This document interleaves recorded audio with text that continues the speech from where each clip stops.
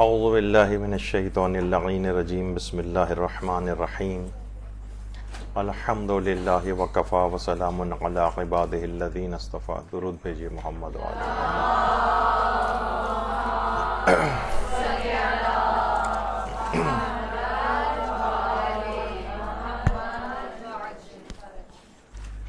ایک کلاس اس موضوع پہ پہلے ہو چکی ہے کہ دینی طالب علم اپنے اندر نورانیت کیسے پیدا کریں. دیکھیے، علم تو حاصل ہوتا جاتا ہے. یہ بات بھی پچھلی مرتبہ آئی تھی کہ شیطان سے بڑھ کر عالم کون ہوگا. 1,24,000 انبیاء کو بہکانے کی کوششیں کرتا رہا ہے. تمام علماء اور صالحین کو بہکانے کی کوششیں کرتا ہے. دینی لحاظ سے بہکانے کی کوشش کرتا ہے. تو دین کا علم رکھے گا تو اس کے برخلاف بہکانے کی کوشش کرے گا. تو جب تک نورانیت اندر پیدا نہ ہو اور للہیت دینی طالب علم میں نہ آئے، تب تک ممکن ہے کہ کچھ اصطلاحات کا علم اس کے پاس آ جائے. ممکن ہے علم میں کچھ بڑھ بڑھ کے زیادہ بولنے لگے، لیکن جو اصلاً اس کے اندر ایک نورانیت پیدا ہونی چاہیے تھی وہ پیدا نہیں ہو پاتی. دیکھیے، کہا جاتا ہے نا کہ انسان بعض اوقات بوڑھا ہو جاتا ہے لیکن بزرگی نہیں آ پاتی.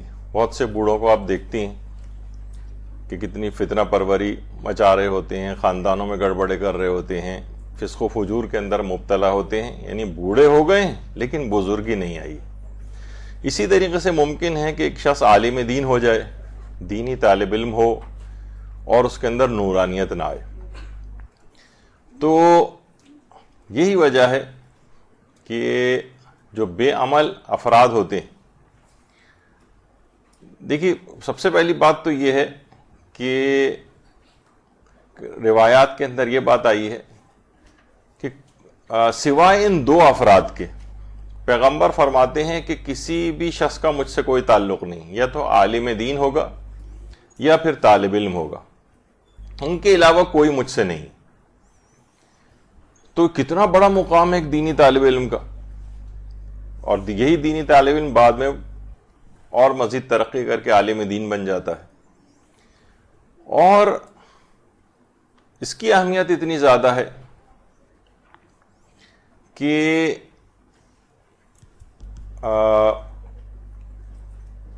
کون سا والا، سب سے پہلے تو دماغ میں یہی سوال اٹھتا ہے نا کہ آخر کون سا علم جو ہے وہ، اکثر لوگ ہم یہ دیکھتے ہیں کہ جب بھی علم کی کے لحاظ سے بات ہو رہی ہوتی ہے تو سب سے پہلا یہ سوال ہوتا ہے کہ کیا اہمیت کس کی زیادہ ہے، دینی علم کی یا دنیاوی علم کی.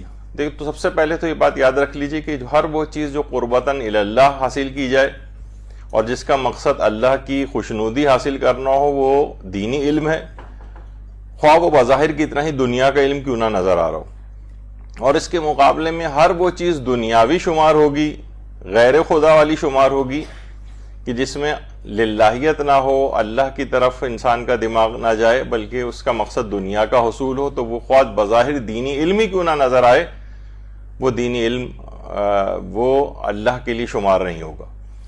لیکن جو اصل دینی علم ہے، آیت اللہ ناصر مکارم شیرازی بھی یہی بات اپنے فتوے کے اندر فرماتے ہیں جو آپ کے سامنے ہے اس وقت، کہ زیادہ موجودہ حالات میں جو دینی علوم ہے یہ مقدم ہے. وجہ اس کی ہے کہ جتنی بڑی تعداد کے اندر، اب مثلا آپ کہیں گے بھائی ڈاکٹری بھی تو کرنا ضروری ہے، تو اتنی بڑی تعداد میں ڈاکٹرز موجود ہیں کہ معاشرے کا نظام کو کوئی خطرہ نہیں. انجینئر اتنی بڑی تعداد میں موجود ہیں کہ بے روزگاری کی حد تک معاملہ گیا ہوا ہے، معاشرے کو اتنی زیادہ ضرورت نہیں. اسی طریقے سے اور جو فیلڈز ہیں، لیکن دینی علوم کے اندر ہمیں نظر آتا ہے کہ بہت کم ہے. کسی بھی علاقے کے اندر جائیں، ہر شخص کے کتنے انفرادی مسائل ہوتے ہیں، ہزاروں مسئلے ہوتے ہیں، ہر وقت ان کو پوچھنے کی ضرورت پیش آتی ہے.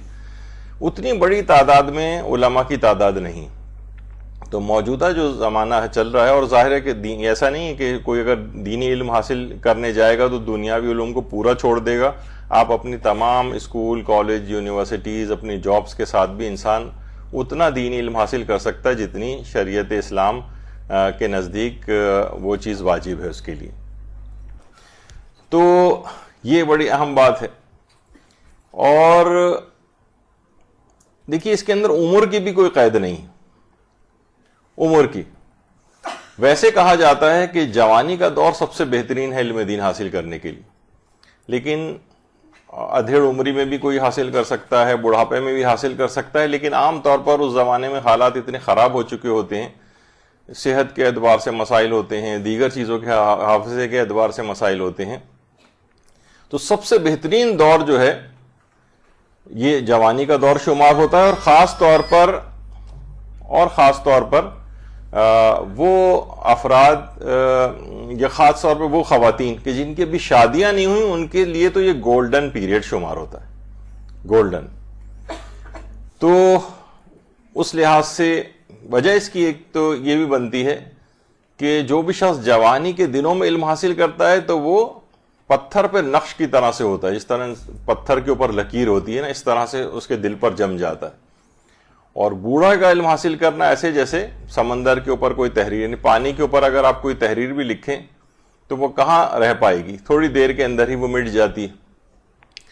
تو جب تک جن خواتین کی خاص طور پر شادیاں نہیں ہوئیں وہ اس موقع کو بہت بہت غنیمت سمجھیں، کیونکہ اس کے بعد اتنی مصروفیات اور ایک خانگی کی زندگی شروع ہو جاتی ہے. تو بہت ہی اہم بات ہے یہ، اس پیریڈ کو ضائع نہیں کرنا چاہیے. اور واقعتاً علم دین ایک ایسی چیز ہے کہ علماء، بڑے بڑے علماء اس کے لیے بہت زیادہ دعائیں کرتے رہیں کہ پروردگارہ یہ اتنی بافضیلت چیز ہے کہ اس کا سلسلہ ہماری نسلوں میں بھی جاری رکھنا. یہی وجہ ہے کہ آیت اللہ شیخ جعفر آل کاشف الغطا، کشف الغطا ان کی کتاب کا نام تھا، جس کے لحاظ سے ان کی بہت زیادہ شہرت ہے شیخ جعفر کی.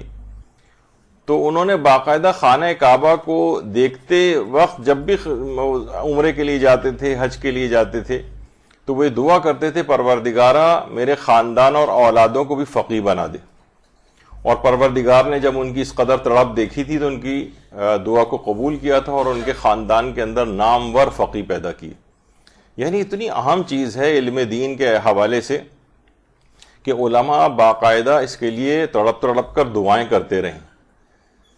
اور ہمارے ہاں اتنی زیادہ بے توجہی علم دین کے معاملے میں ہوتی ہے کہ جو کچھ نہ کر پائے اور بالکل پھسڈی طالب علم ہو، اس کو سوچتے ہیں بھائی چلو اس کو مولوی بنا دیا جائے. ورنہ کوئی میڈیکل کالج میں ہو، کوئی انجینئرنگ یونیورسٹی میں ہو، کسی کا مثلا بزنس ایڈمنسٹریشن کے کسی ادارے کے اندر داخلہ ہو گیا ہو، تو پھر کہاں وہ علم دین وغیرہ کے اندر اس ایک حقارت کا ایک احساس ہوتا ہے. دونوں کو ساتھ بٹھا دیں کہ یہ دینی طالب علم ہے اور یہ جناب علی میڈیکل کالجیں پڑھتی ہیں، تو اس سے لوگوں کو پتہ چل جائے گا کہ آپ کو وہ بالکل پھسڈی سمجھا جائے گا اور ان کو جو ہے کوئی خلائی مخلوق سمجھا جائے گا.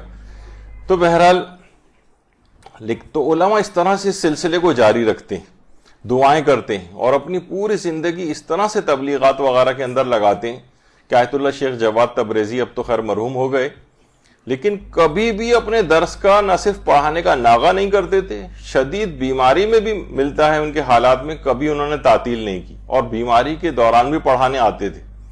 بلکہ ایک طالب علم کہتے ہیں ایک دن شدید برف باری ہو رہی تھی، حتیٰ کہ یعنی واقعے میں یہ کہ شاگرد تک پریشان تھے کہ اس میں درس پڑھنے جائیں یا نہیں، لیکن یہی آیت اللہ شیخ جواد تبریزی برف باری میں برف کے اوپر چلتے ہوئے ہاتھ میں وسائل الشیعہ لیتے ہوئے مسجد اعظم کی طرف لوگوں کو جاتے نظر آئے. یہ تمام مراجع کا سلسلہ ہے. آیت اللہ وحید خراسانی آپ کو پتہ ہے کہ تقریباً 100 سال کی عمر کے قریب پہنچ گئے ہیں. اب کہیں جا کر ان کا کچھ ہی عرصے پہلے درس سے خارج اب جا کر معطل ہوا ہے، یعنی اب واقعتاً اس قابل نہیں رہے کہ ورنہ وہ اب بس میں اپنے بیٹے کے ساتھ بیٹھ کر درس خارج کے لیے آیا کرتے تھے، اور اس کے بعد اتنی عمر میں بھی. تو یہ بہرحال ایک ایسی چیز ہے کہ انسان علم مسلسل حاصل کرتا جائے اور ایسی اس کے اندر اخلاص کی صفت پیدا ہو جائے تو اس کے اندر واقعتاً نورانیت پیدا ہو ہی جاتی.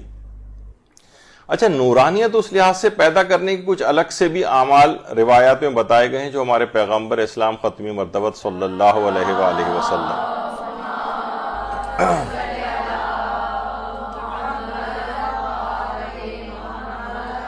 جس میں پیغمبر نے حضرت امیر المومنین علیہ الصلوۃ والسلام سے جملہ ارشاد فرمایا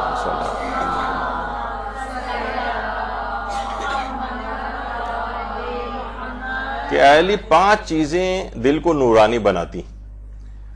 ایک تو اس میں ایک ہے روزانہ سورہ اخلاص کو بکثرت پڑھنا، سورہ اخلاص کو بکثرت پڑھنا ابتدان، جیسے کہ ابھی شاید آگے چل کر بھی گفتگو میں ذکر آئے گا، روزانہ 11 مرتبہ کم سے کم صبح اور 11 مرتبہ سونے سے پہلے تو اس کا ضرور اہتمام کریں، اور اس میں بھی بہت ہی واقعتاً جسے کہا جائے کہ نورانیت کو اگر اپنے اندر پیدا کرنی ہے تو یہ 11 مرتبہ اگر آپ صبح میں پڑھیں اور 11 مرتبہ سونے سے پہلے اس کو پڑھیں اور اس کو ہدیہ کر دیں اپنے امام زمانہ علیہ الصلوۃ والسلام کی،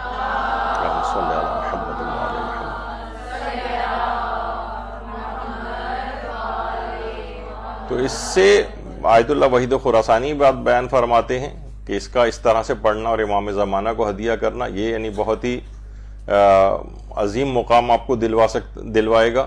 اور دوسری چیز ہے کم کھانا، اس کی بھی بہت، ویسے تو انسان جتنی بھی اپنی جسمانی نیڈ ہو اس کے مطابق کھا سکتا ہے، لیکن اس سے کچھ بھوک کم رکھ کے اگر کھائے تو پرخوری وغیرہ سے ویسے بھی آدمی ذرا کن ذہن ہوتا ہے، سارا بلڈ سپلائی پیٹ کی جانب ہو جاتی ہے، دماغ کو خون کی سپلائی اس وقت کم پہنچتی ہے جب بھی آپ کو کھانا کھانے کے بعد غنودگی وغیرہ محسوس ہوتی ہے، اور ہر وقت پیٹ انسان کا بھرا ہی رہے تو پھر وہ کن ذہنی اور شقاوت اور سخت دلی وغیرہ پیدا ہوتی ہے۔ تو دوسری چیز یہ ہے کہ جو نورانیت بناتی ہے، نورانیت پیدا کرتی ہے، وہ ہے کم کھانا۔ تیسری چیز ہے علماء کی ہم نشینی۔ اچھا، علماء کی ہم نشینی ایک تو فزیکلی بھی ظاہر ہوتا ہے کہ مثلا علماء کے پاس جا رہے ہیں، بیٹھ رہے ہیں، لیکن خواتین کے اعتبار سے اگر ہم گفتگو کریں تو اس میں ان کے پاس اتنے مواقع نہیں ہوتے، لیکن اب گویا علماء خود ہی آپ کے پاس سوشل میڈیا کے تھرو اور دیگر یعنی علماء کی ہم نشینی کے سے مراد یہ تھوڑی نہیں کہ بس ان کے ساتھ صرف بیٹھے کے کرنی ہے، علم حاصل کرنا ہی مراد ہوگا، ظاہر ہے کہ جب ہی نورانیت پیدا ہوگی۔ تو یہ تو گھر بیٹھے تمام عالم آپ کے موبائل فون کے اندر اور آپ کے لیپ ٹاپ اور اس کے اندر ہی موجود ہیں، اور ان سے علماء سے ہم نشینی سے انداز سے پیدا، بڑے بڑے علماء اور مراجع کے درس وغیرہ، بلکہ اب تو ترجمہ شدہ آپ کو کلپس وغیرہ بھی مل جاتے ہیں۔ تو اس لحاظ سے مثلا اگر آپ وسائل الشیعہ کا مطالعہ کر رہی ہیں یا مثلا آیت اللہ دست غیب شیرازی کی کتاب کا مطالعہ کر رہی ہیں، تو گویا اس وقت آپ آیت اللہ دست غیب شیرازی آپ کو درس دے رہے ہیں، آپ ان کی کتاب پڑھنا گویا ان کی علماء ہی کی ہم نشینی۔ تو یہ کچھ چیزیں ایسی ہیں، اور اس کے علاوہ یہ ہے کہ جیسے کہ ابھی آگے چل کر تذکرہ بھی آئے گا، نماز شب کی ادائیگی، یہ چوتھی چیز ہے، نماز شب کی ادائیگی۔ تو نماز شب کی ادائیگی یہ بھی اگر روزانہ طالب علم اپنا رکھے اور 11 رکعت نہیں پڑھ سکے تو 3 رکعت سے ابتدا کرے، اس کے بعد 1 رکعت، اگر 3 بھی ممکن نہیں ہے تو 1 رکعت سے بھی ابتدا کر سکتا ہے، لیکن 1، 3 اور پھر اس کے بعد بہرحال پورا فائدے 11 رکعت کو پڑھنے سے ہی حاصل ہوں گے۔ بہت مشکل اگر کسی کو لگ رہا ہے، حالانکہ مشکل لگنا نہیں چاہیے، آیت اللہ سیستانی وغیرہ کے نزدیک تو دیکھیں کتنی آسانی ہے کہ نماز عشاء کے فوراً بعد بھی آپ نماز شب پڑھ سکتی ہیں، ان کے نزدیک وقت شروع ہو جاتا ہے، چلتے پھرتے آپ پڑھ سکتی ہیں، گاڑی چلاتے وقت جو ہے وہ مثلا ڈرائیو پہ آپ کہیں جا رہی ہیں اس وقت پڑھ سکتی ہیں، یعنی بیٹھے بیٹھے پڑھ سکتی ہیں، بس قبلہ رخ ہو گئے اور بیٹھے ہوئے ہیں، آپ کوئی کتاب پڑھ رہی ہیں، کچھ ہے ہاتھ میں، آپ قبلہ رخ ہوئیں اور بیٹھے بیٹھے جو ہے وہ نماز شب پڑھ لیں، رکوع اور سجدہ سر کے اشارے سے انجام دے لیں۔ تو یہ ایک ایسی چیز ہے۔ پھر ہے 5ویں چیز مسجد کی طرف جانا، مسجد کی طرف چل کر جانا۔ اس میں یقیناً نورانیت ہے، لیکن اب آپ خواتین کے لیے بھی ویسے کوئی ممانعت تو نہیں کہ وہ مسجد جو ہے وہ نہیں جا سکتی، لیکن یہاں پر ہمارے ہاں اس طرح کے نہیں ہیں حالات، خواتین کا اس طرح سے انتظام نہیں ہو پاتا حجاب کے اعتبار سے۔ تو میرے اعتبار سے تو انشاءاللہ مدرسے چل کر آنا کم و بیش ویسے ہی ثواب آپ کو دلوا سکتا ہے، بلکہ ممکن ہے کہ شاید زیادہ ہی ہو جائے۔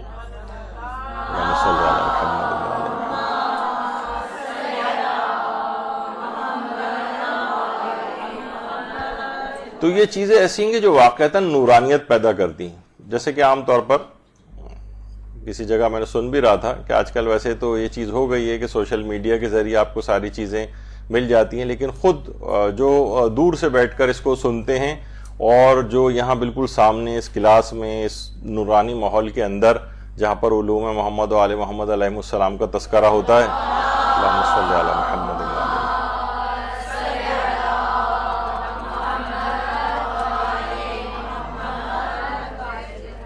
تو دونوں کی نورانیت جو ہے اس میں بہت فرق ہو جاتا ہے. اس کے اندر بھی یقیناً فائدے لوگ اٹھاتے ہیں، لیکن یہ کہ جو بنفس نفیس تو اکثر علماء تو بلکہ جہاں لائیو سٹریمنگ وغیرہ کے ذریعے جو تقاریر اور مجالس ہوتی ہیں تو کچھ جو بزرگ علماء ہیں وہ بند بھی کروا دیتی ہیں اس کو، کہ یہ چیزیں کہیں ایسا نہ ہو کہ اتنی بڑھ جائیں کہ آپ کی امام بارگاہوں کو ویران کر دیں، کہ ہم جب گھر بیٹھے بستر پہ لیٹے ہوئے، اور آپ دیکھتی ہیں کہ کبھی بھی گھر پہ انسان اس تقدس کے ساتھ مجلس نہیں سن پاتا، ادھر ادھر کی باتیں بھی ہو رہی ہیں اور ٹانگ پہ ٹانگ لیٹے ہوئے مجلس سن رہے ہیں اور بے توجہی کے ساتھ ہیں اور چائے کی چسکیاں لے رہے ہیں، اس میں ویسا تقدس بھی نہیں آ پاتا. تو بہرحال ایک خاص مدرسے کا یا اس مجلس کے نظام کا سلسلہ ہے، لیکن بہرحال اب یہ ٹیکنالوجی ایسی ہو چکی ہے تو بہرحال اس کے اوپر بھی چیزیں جو ہیں جتنی ممکن ہو انسان سنے.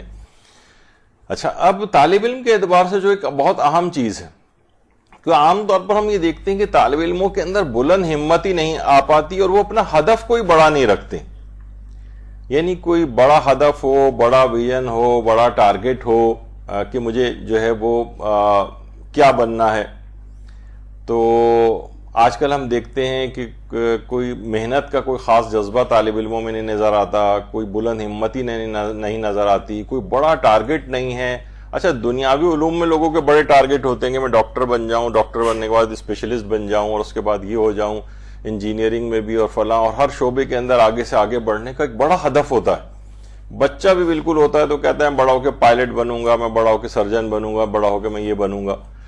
تو لیکن دینی طالب علم جو ہے اس کا کوئی چیز ہی نہیں سامنے ہوتی، بس جتنا دن جا رہے ہیں مدرسے جا رہے ہیں، جتنا پڑھ لیں گے بھی دیکھا جائے گا آگے کیا ہے نہ کوئی. اسی وجہ سے جو بلند ہمتی اگر طالب علم کے اندر نہ ہو، یعنی باقاعدہ لوگوں کے اندر اتنے بلند ہمت اور کہ ہمارا یہ ٹارگٹ اچیو ہو جائے، بعض اوقات اتنے زیادہ ہم نے دیکھا ہے کہ دنیاوی علم کے لحاظ سے کچھ علوم کے اندر اگر ان کو کبھی فیل وغیرہ ہو جائیں تو ہم نے لوگوں کو خودکشیاں کرتے بھی دیکھا.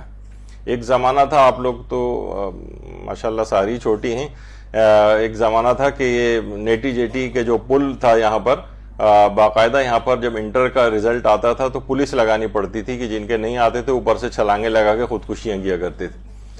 تو بہرحال یہ کیا ہے کہ اتنی اہمیت اس چیز کی ہے. جب اتنی اہمیت ہے تو انسان پھر اپنا ٹارگٹ بھی بڑا رکھتا ہے، لیکن دینی علوم کے اندر ہم دیکھتے ہیں کہ کوئی ٹارگٹ نہیں ہے.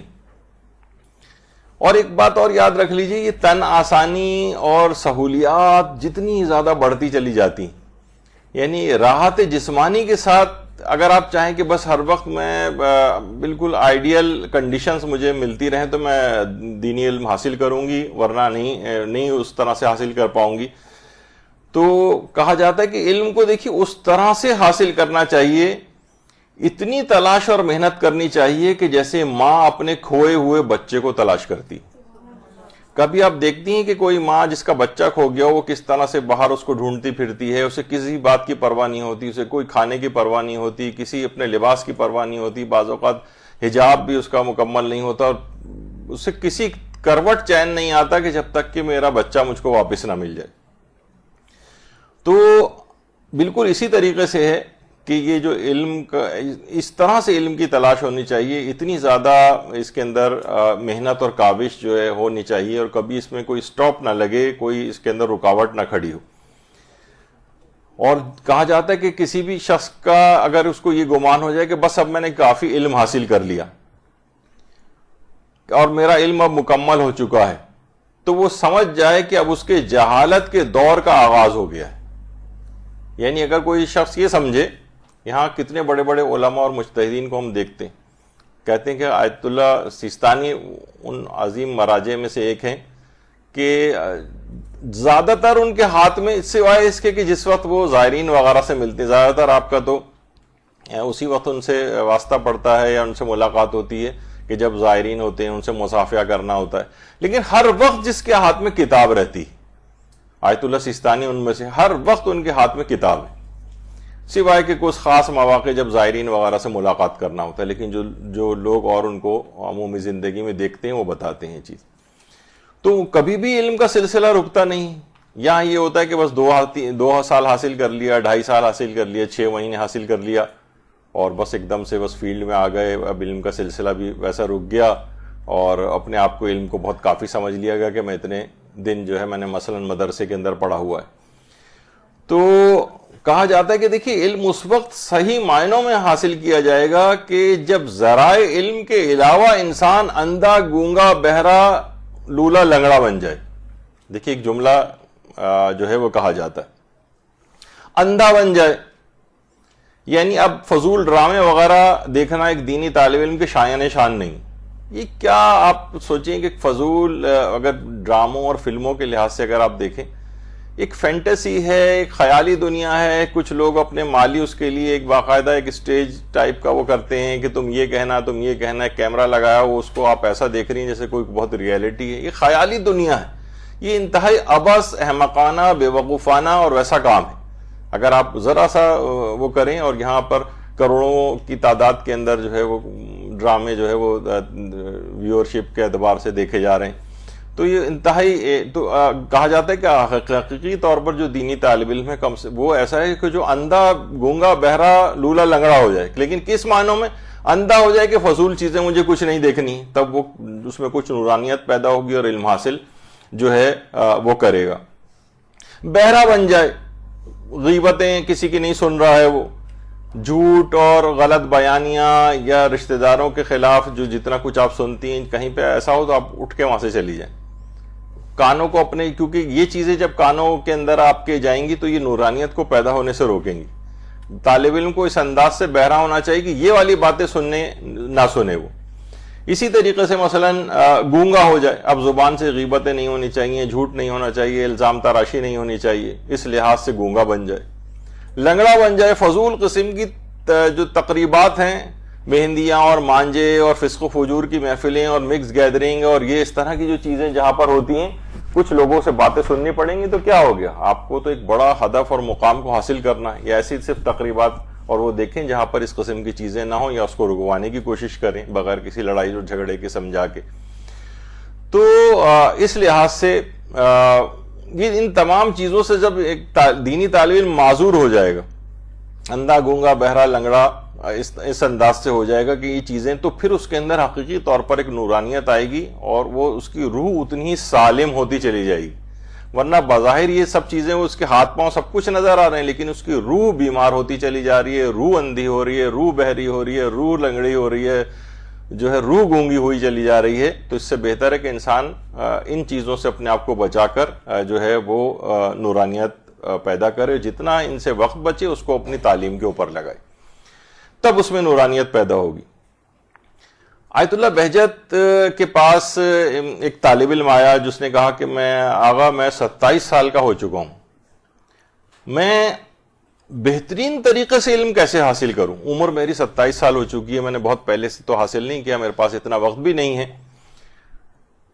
یعنی 27 سال کا بھی ان کے پاس یہ بات آ کر کہہ رہا ہے.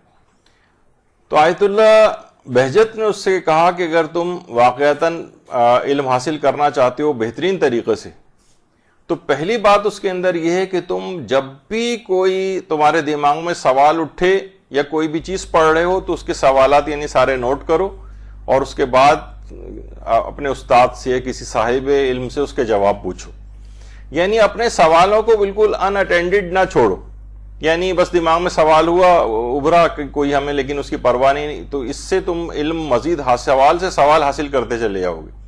مجھے اچھی طرح یاد ہے جب ابتدائی طور پر حاصل کرنا شروع کیا تھا تو اجتہاد اور تقلید سے متعلق جو ہمارے استاد محترم مولانا صادق حسن صاحب قبلہ، تو اس زمانے میں خیالی سوال بھی بناتا تھا اور وہ شاید تنگ بھی ہو جاتے ہوں گے اس سے. تقریباً 1000 سوال مختلف طریقوں سے جو اجتہاد و تقلید کے متعلق جتنے ممکن ہو سکتے تھے وہ میں نے بنائے، پوچھے اور ایک گرپ حاصل کرنے کی اس میں کوشش کی. تو بہرحال یعنی سوال سے مراد یہ نہیں کہ بس دماغ میں آئے تو نہیں، آپ خود سے سوچ کے سوالات نکالیں. اچھا یہ ایسا ہو جائے تقلید میں تو پھر کیا مسئلہ ہوگا، اور ویسا ہو جائے تو کیا مسئلہ ہوگا، اور ایسا ہو جائے تو کیا مسئلہ ہوگا.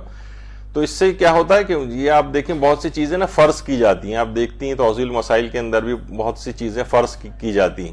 فرض کریں کہ ایسا ہو جائے، تو اس سے کیا ہوتا ہے کہ جب وہ واقعتاً زندگی میں آپ کے پیش آتا ہے تو آپ کو اس کا جواب پہلے سے معلوم ہوتا ہے، بنسبت ہے کہ اس وقت پیش آئے پھر آپ کو کوئی عالم اویلیبل نہ ہو اور اس وقت وہ کرنا بھی ضروری ہو. تو یہ گرپ پہلے سے آپ کے پاس ہو. دینی طالب علم تو یہ ہے کہ ہر کوئی ابھی آپ کا پہلا دن ہی ہوتا ہے مجھے اچھی طرح یاد ہے کہ میڈیکل کالج میں بھی ایک ہفتہ ہی ہوا تھا کہ لوگ دوائیں پوچھنے لگے تھے ہم سے. تو اسی طریقے سے آپ سے شرعی احکام پوچھنے لگتے ہیں, آپ سے بینکنگ کا مسئلہ پوچھنے لگتا ہے, کوئی آپ سے کریڈٹ کارڈ کا مسئلہ پوچھنے لگتا ہے, کوئی فلاں چیز کا مسئلہ پوچھنے لگتا ہے, اور ابھی آپ کو ہوئے ہوئے 1 مہینہ بھی نہیں ہوا مثلا مدرسے آتے ہوئے. تو یہ لوگوں کی ایکسپیکٹیشن ہو جاتی ہیں. تو اپنے علم کو سوالات کے ذریعے آپ بڑھاتے چلے جائیں. تو انہوں نے کہا کہ ایک تو بات یہ ہے کہ کبھی بھی طالب علم کو سوال کرنے سے نہیں شرمانا چاہیے. ہر وقت جھجک, اب تو علماء سے حتیٰ کہ مراجع تک کے واٹس ایپ نمبر ہیں, یعنی وہ خود نہیں, ان کے دفتر والے جو ہے وہ جو ان کے مسائل کے مطابق جواب دیتے ہیں. تو اب تو ہر شخص کے اپنے ہاتھ میں کوئی سوال ہو. آج ہی صبح میں کچھ سوالات یعنی جو ہے بھیج کر آیا ہوں, یعنی جب جاؤں گا تو انشاءاللہ اس کے اوپر اس کے جوابات آئے ہوئے ہوں گے. تو یعنی اتنے آسان ہو گیا ہے. زمانہ تھا, مجھے خود یاد پڑتا ہے کہ ہم آیت اللہ خوئی سے خط لکھ کے باقاعدہ سوال پوچھا کرتے, تو 6 مہینے بعد وہاں سے تحریری طور پر خط کا جواب آیا کرتا تھا. تو اب تو اتنی سہولیات ہو گئی ہیں, اب تو کوئی عذر ہی مانے نہیں ہے. یعنی آپ کے پاس کوئی ایکسکیوز بچا نہیں ہے میدان قیامت میں کہ آپ پروردگار کے سامنے کہیں کہ مجھے یہ بات اس وجہ سے پتہ نہیں تھی کہ مجھے علم ہی نہیں تھا اس بات کا. تو اب تو ہر چیز آپ کے ہاتھ میں موجود ہے. تو ایک تو چیز ہو گئی کہ سوال کرنے سے نہ شرمائیں. دوسرا انہوں نے ایک اور بات کہا کہ خاص طور پر جو چیز بہت علم میں کام آتی ہے ہمارے ہاں عام طور پر کچھ جگہوں پہ اس کا رواج ہے, وہ ہے کہ خاص طور پر جو نمازوں کی تعقیبات مشترکہ ہیں. آیت اللہ بہجت فرماتے ہیں تعقیبات مشترکہ, یعنی ایک تو کوئی ہر نماز کی ایک تو الگ تعقیبات ہوتی ہیں, مثلا فجر کی مخصوص تعقیبات ہیں, ظہر کی مخصوص تعقیبات ہیں, کچھ آپ مفاتی کے اندر دیکھیں گی تعقیبات مشترکہ کے نام سے. انہوں نے کہا کہ علم حاصل ان کی تم ان پہ مداومت کرو. ایک نماز بھی ایسی نہ ہو کہ جس میں تعقیبات مشترکہ نہ ہو. تم خود ہی دیکھو گے کہ اس کے اندر یعنی اتنی اس میں اگر آدمی مداومت کرے اور ہمیشہ اس کو جاری رکھے تو بہت زیادہ اس کے علم میں بھی ترقی ہوگی, نورانیت بھی اس کے اندر آئے گی. اور تیسری چیز جو نورانیت بھی پیدا کرتی ہے اور طالب علم کو مشکلات سے بھی نکالتی ہے, وہ آیت اللہ عراقی نے بتائی. آیت اللہ محمد علی العراقی امام خمینی کے بھی اساتذہ میں سے شمار ہوتے تھے. یہ کہتے تھے جب بھی کوئی علمی مشکل مجھے بھی پیش آتی تو میں کیا کرتا ہوں, میں ایک تسبیح حضرت فاطمہ الزہرا سلام اللہ علیہا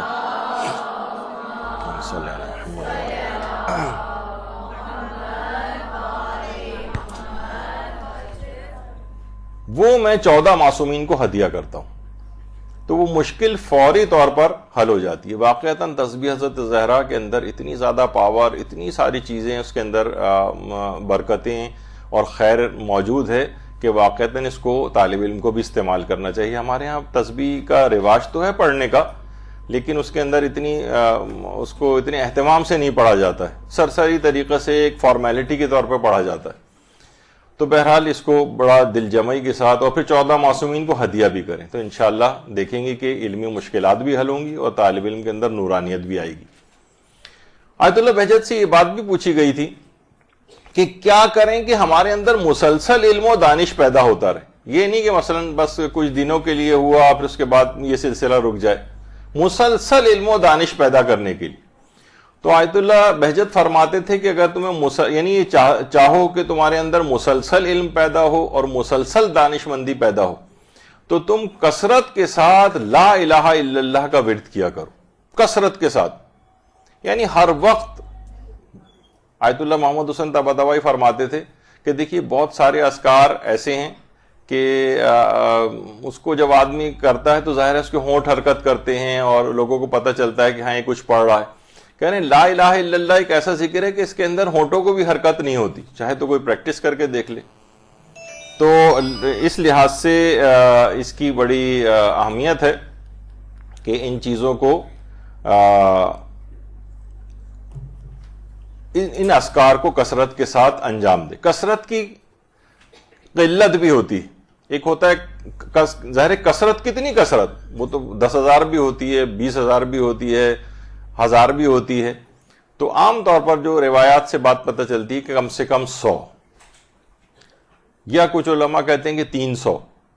اور لا الہ الا اللہ تو آپ اگر پڑھنے بھی جائیں تو آپ دیکھیں گے کہ بہت ہی جلد اس کو جتنی بھی کثرت کے ساتھ پڑھا جائے تو اس سے کیا ہوتا ہے مسلسل علم و دانش پیدا ہوتی. کیونکہ ایک اور بھی چیز ہے, اگر آپ دیکھیں تو علماء اور مراجع یہ کہتے ہیں کہ یہ چیزیں نا شک اور وسواس شیطانی کو دور کرتی ہیں.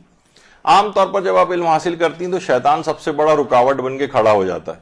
تو یہ لا الہ الا اللہ کا ورد جو ہے یہ شیطانی وسوسوں کو دور کرتا ہے. آپ کا دل یعنی دل بھرنے نہیں پائے گا علم حاصل کرنے سے, ورنہ ایک سیچوریشن ہو جاتی ہے کہ بس بہت ہو گیا, بہت حاصل کر لیا, یا یہ کہ ابھی دل نہیں چاہ رہا, ابھی ذرا ٹی وی دیکھ لیں فلاں چیزوں. تو یہ شیطان آ کر آپ کی کنسنٹریشن کو جو ہے وہ ادھر ادھر کرنے کی کوشش کرتا ہے. تو لا الہ الا اللہ کا کثرت کے ساتھ اس کا ورد کریں. پھر آیت اللہ بہجت ایک چیز اور فرماتے تھے کہ یہ جو سورہ اعلی ہے, سبح اسم ربک الاعلی الذی خلق فسوی, وہ یہ فرماتے تھے کہ یہ ہو سکے تو یہ پورا ہی سورہ پڑھیں, لیکن خاص طور پر اس کی ایک آیت ہے اس کا کثرت سے ورد کریں. سنقرئک فلا تنسیٰ, یا رسول ہم تم کو قرآن اس طرح سے پڑھائیں گے کہ تم بھولو گے نہیں. کہتے ہیں کہ خاص طور پر اس آیت کو بھول کے مرض سے نجات دلانے کے لیے کثرت کے ساتھ تلاوت کرنا چاہیے. سنقرئک فلا تنسیٰ, یعنی ویسے تو پوری سورہ اعلیٰ ہی پڑھے تو بہت ہی اچھا ہے حافظے کے لیے, لیکن اس آیت کا الگ سے کثرت کے ساتھ ورد کرنا یہ آپ کی یادداشت کو بہت قوی بنائے گا. آپ کو بھول جانے کا جو جس سے انسان بھول جاتا ہے مطالب کو, پڑھتے جا رہے ہیں اور بھولتے جا رہے ہیں, پڑھتے جا رہے ہیں بھولتے جا رہے ہیں, اس سے انسان بچے گا. سنقرئک فلا تنسیٰ. اور فرماتے تھے اس کے علاوہ ہر نماز کے بعد خاص طور پر یہ اس کی کثرت ہو سکے تو آیت الکرسی کی تلاوت. آیت الکرسی, اس میں پھر وہی سوال بار بار اٹھتا ہے کہ جناب آیت الکرسی جو ہے وہ العلی العظیم تک پڑھیں یا ہم فیہا خالدون تک پڑھیں. تو دیکھیے ویسے تو جیسے کہ اس کے نام سے ظاہر ہے اس کا نام ہے آیت الکرسی, آیات الکرسی نہیں. اس کا مطلب ہے کہ وہ العلی العظیم تک ایک آیت بنتی ہے, یہاں تک ہے. لیکن علماء اس میں خاص طور پر اگر آپ نماز وحشت قبر وغیرہ پڑھ رہی ہیں تو وہ کہتے ہیں احتیاط اسی میں ہے کہ باقی 2 آیات بھی پڑھ کر ہم فیہا خالدون تک پڑھ لیں. تو ویسے آیت الکرسی جہاں پر عمومی طور پر اذکار وغیرہ کے اندر نمازوں سے ہٹ کر کبھی پڑھنا مراد ہوتی ہے تو اس سے مراد وہ العلی العظیم تک ہے. لیکن کوئی مزید 2 آیتیں پڑھ لے تو اور شرف اور فضیلت اس کو حاصل ہو جائے گا, اور کون سا ٹائم اس کے اندر لگے گا, آدھے منٹ سے بھی کم کے اندر باقی 2 آیات بھی ہو جائیں گی, چند سیکنڈز میں بلکہ. تو یہ تو کچھ اذکار کے حوالے سے نورانیت ان سے پیدا ہوتی ہے, ان کے اوپر مداومت کرنی پڑتی ہے, ان سے ہیلپ لینی ہوتی ہے. بعض اوقات طالب علم ان چیزوں سے ہٹ جاتے ہیں, کہتے ہیں ہمیں تو علم حاصل کرنا ہے, یہ کون دعا اذکار وغیرہ کے اندر ٹائم لگائے. تو یہ اس کے ساتھ مل کر جو بھی آپ محنت کرنی اس کے اندر ایک برکت پیدا کرتے ہیں. یہ اذکار آپ کو شیطان سے بچا کر اس راہ کے اوپر آگے بڑھنے میں ہیلپ کرتے ہیں. یعنی ان کو ایسا نہیں کہ الگ سے اس کو اگر کوئی کرے تو سوچے کہ میں نے اس میں وقت ضائع ہو رہا ہے ہمارا. اچھا,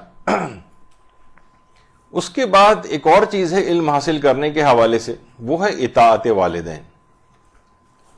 یعنی جتنی ان کے سامنے فروتنی ہوگی, جتنی عاجزی ہوگی, جتنی ان سے آپ یہاں پر ہم دیکھتے ہیں شکایات بھی بعض اوقات سننے میں آتی ہیں معاشرے میں کہ علم بھی حاصل کر رہے ہیں لیکن والدین کے ساتھ تلخ کلامی بھی چل رہی, زبان چلانا, انہیں برا بھلا کہنا, ان کی توہین کرنا, یا مثلا ان سے بلند آواز سے بات کرنا, چیخنا چلانا, یہ بالکل ایک رائج سی ایک چیز بن گئی. آیت اللہ مرشی نجفی, آیت اللہ مرشی نجفی اس سے اندازہ لگائیں, اس میں بچپن سے یہ آیت اللہ جو چھوٹا بچہ کھڑا ہے یہ آیت اللہ مرشی نجفی تصویر, اور یہ اپنے باپ اور اپنے دادا کے ساتھ جو ہے وہ کھڑے ہوئے ہیں. وہ تو بیٹھے ہوئے ہیں, یہ خود کھڑے ہوئے ہیں, یہ ان کے بچپن کی تصویر ہے. آیت اللہ مرشی نجفی کہتے تھے کہ جب میرے والد سو رہے ہوتے تھے, شاید پچھلی دفعہ بھی میں نے یہ ذکر کیا تھا, تو میں ان کو ہاتھ سے نہیں اٹھاتا تھا بلکہ اپنے گالوں کو ان کے پاؤں کے تلوے پر رگڑ رگڑ کے, کہ مجھے بے ادبی سی محسوس ہوتی تھی تو میں ان کو اس طرح سے اٹھایا کرتا تھا اپنے والد کو. یعنی اپنے گال کو چہرے کو ان کے پاؤں کے تلووں سے سہلا کر میں ان کو اٹھاتا تھا. اور میرے والد جب اٹھتے تھے نیند سے، جب میں ان کو جگاتا تھا اور نیند سے سو کر اٹھتے تھے تو ہمیشہ مجھے دعائیں دیتے ہوئے اٹھتے تھے. کہہ رہے ہیں آج جو کچھ بھی آپ میرے پاس دیکھ رہے ہیں، دنیاوی طور پر تو اس قدر دنیا یعنی دور تھے ان چیزوں سے کہ میں نے ایک دفعہ پہلے بتایا تھا کہ پوری زندگی ان پر حج بھی واجب نہیں ہو سکا تھا، اتنے پیسے نہیں تھے. آیت اللہ مرشی نے جفی نے ساری زندگی حج نہیں کیا اور اسی حالت میں انتقال کر گئے. لیکن علم کے اعتبار سے جو پہاڑ شخصیت ان کی ہو گئی. وہ کہتے ہیں آج جو کچھ بھی مرجعیت اور لوگوں کا رجوع کرنا اور دین کی خدمات تم مجھ سے دیکھ رہے ہو، یہ میرے اور اس والد کی دعاؤں کا نتیجہ ہے جو میں ان کو جس انداز سے اٹھایا کرتا تھا. اس کے بعد آیت اللہ مرشی نجفی جوانی کے ایام انہوں نے جو ہے وہ گزارے، علم میں مسلسل آگے بڑھتے گئے، ادھیڑ عمری کے اندر گئے اور اس کے بعد بزرگ ہو گئے. اور آپ کو پتہ ہے کہ کتنی بڑی سعادت، 40-45 سال تک تقریباً حرم معصومہ قم میں نماز جماعت پڑھاتے رہے. اللہم صلی علی محمد وعلی محمد.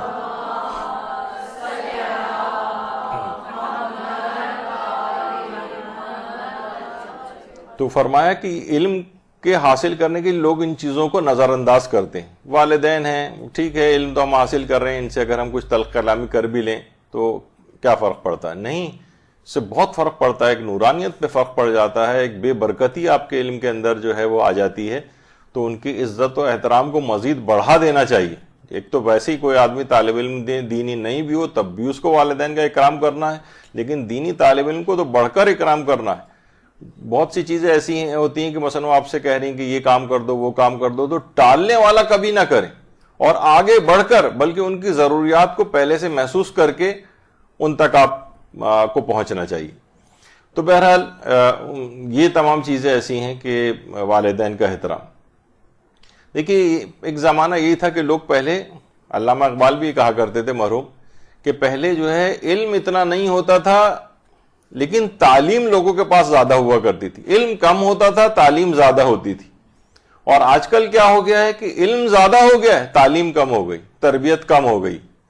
تو یہ ایک المیہ ہو گیا ہے کہ ہمارے پاس سمجھیں ایک ایکسپلوژن ایک لحاظ سے معلومات اور اس کا ہوا ہوا ہے. ہر وقت واٹس ایپ آ رہے ہیں، وہ ہر وقت آپ چیزیں پڑھ رہی ہیں، ساری کتابیں اس کے اوپر موجود ہیں، انٹرنیٹ کے اوپر ہر وقت پوری دنیا کی ساری خبریں آپ کو مل رہی ہیں. علم مسلسل بڑھ رہا ہے پہلے کی نسبت، لیکن کیا ہے تعلیم کم ہو رہی ہے. علم ہونا الگ چیز ہے، تعلیم یافتہ ہونا ایک الگ چیز.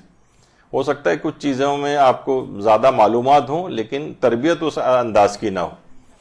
تو یہ تمام چیزیں ایسی ہیں کہ جن کا خیال رکھنا چاہیے. پھر ایک طالب علم ایک اور بھی چیز ہے کہ مطالعے کے لیے اپنے اوپر غیر ضروری سختی نہ کرے. اس سے کیا ہوتا ہے کہ کسی حد تک تو خیر ضروری ہوتی ہے سختی کرنا اپنے اوپر، لیکن بعض اوقات کچھ لوگ بہت زیادہ سخت ہو جاتے ہیں. اس سے کیا ہوتا ہے کہ کچھ دنوں میں وہ اس چیز سے متنفر ہو جاتے ہیں. تو سوچ سمجھ کے انسان شوق اور رغبت کے ساتھ چیزوں کو کرے بنسبت اس کے کہ بہت زیادہ ہمیشہ اس کو اپنے اوپر سختی کرنا پڑے. غیر مطالعے کے لیے غیر ضروری سختی، مثلا یہ کہ روزانہ مثلا آپ نے اپنا ٹائم ٹیبل، آپ سنتی ہیں نا کہ ٹائم ٹیبل واحد وہ چیز ہے کہ جس کی سب سے زیادہ دنیا میں مخالفت ہوتی.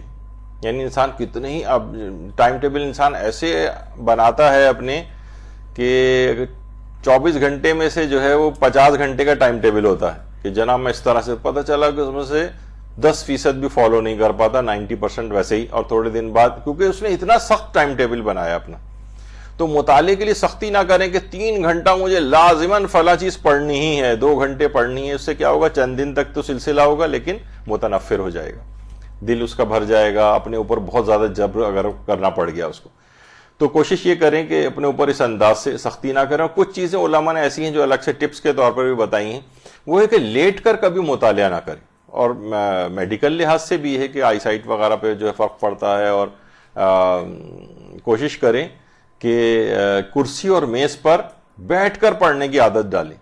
اگر آپ نے باقاعدہ ایک اس پہ تھوڑی انویسٹمنٹ بھی انسان کر دے. بعض اوقات ہوتا ہے نا کہیں بیڈ پہ لیٹے ہوئے پڑھ رہے ہیں کتابیں، ایسے ہی جو ٹی وی کا مانیٹر ہے اس کے پیچھے کتابیں پھنسا کے رکھی ہوئی ہیں، کسی کوئی باقاعدہ کوئی جو ہے وہ جگہ ہی نہیں ہے ان کی.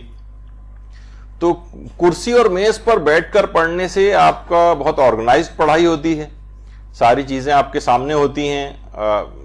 اس پہ بیٹھنے کا بھی ایک خاص طریقہ کار ہے کہ آپ کی کمر کس طرح سے ہونی چاہیے کہ کمفرٹیبل ہو، کمر میں درد نہ ہو جائے.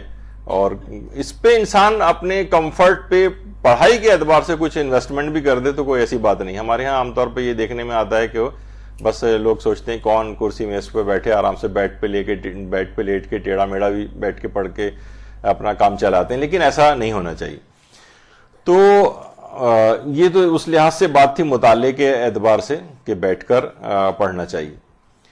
ایک اور چیز ہے وہ ہے ائمہ سے توسل، کیونکہ ہماری بیسیکلی ہم جو بات کر رہے ہیں وہ یہ کہ طالب علم اپنے اندر نورانیت کیسے پیدا کرے.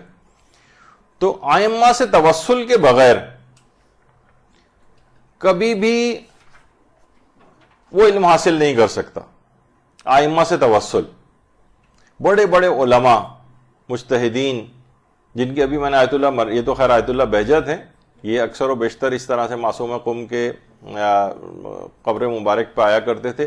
آیت اللہ مرشی نجفی تو روزانہ نماز شب کا جو وقت ہے وہاں 3 ساڑھے 3 بجے کے قریب، یعنی جس وقت اس زمانے میں حرم کے دروازے بند ہو جاتے تھے اور حرم بند ہو جاتا تھا رات کے 12 ساڑھے 12 بجے کے قریب، جس وقت وہ دروازے کھلتے تھے تو سب سے پہلے اندر جانے والوں میں آیت اللہ مرشی نجفی ہوتے تھے 3:30 بجے. اور 45-50 سال تک سے یہ سلسلہ جو رہا ہے، ایک دن بھی ایسا نہیں ہوا کہ یہ سعادت انہیں نہ حاصل ہوئی ہو کہ حرم معصومہ میں داخل ہونے والے سب سے پہلے آدمی وہ ہوتے تھے.